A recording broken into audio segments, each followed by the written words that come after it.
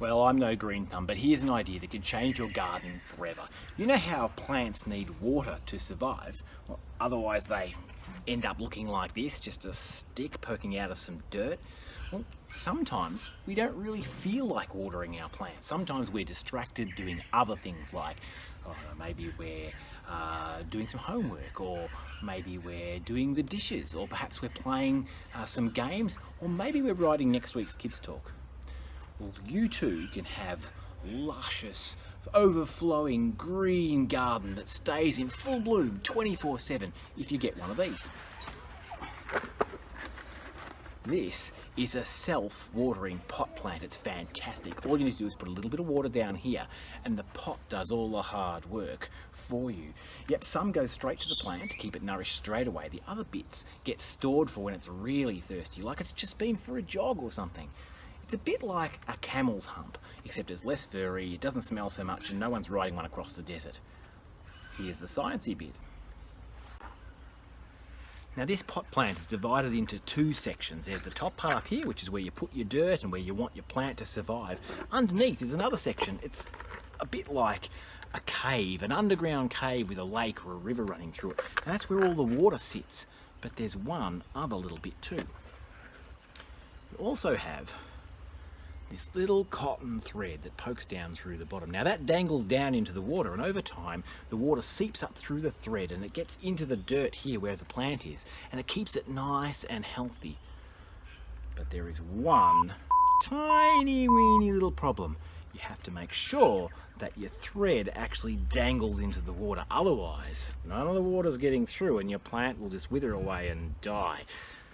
This happened to us a couple of years ago, as you can probably see.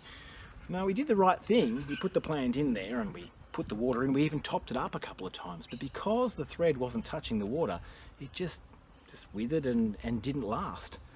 Now you have to make sure that they stay connected.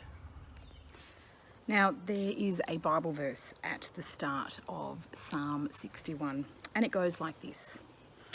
You, God, are my God. Earnestly I seek you. I thirst for you. My whole being longs for you. In a dry and parched land where there is no water. We need God just like pots need water. And just like Ross's plant, it is so easy to get disconnected from God. You know, not really talk to him. That's why we should pray, always, every day.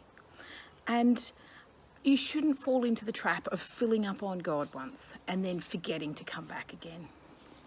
There are no shortcuts with God.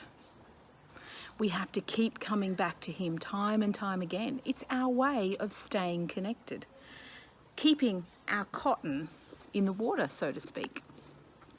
If this sounds hard, maybe the trick is to find things to talk about, new things. Instead of saying the same things over again, try telling God what you think of him, asking him questions, telling him about your day or the things that you are most afraid of, or asking him to be with your friends or your family, or even some of the church missionaries. There's no end to things that you can talk to God about.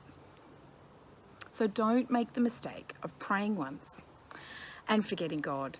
Get stuck into prayer, and it's the perfect way to make the most of lockdown.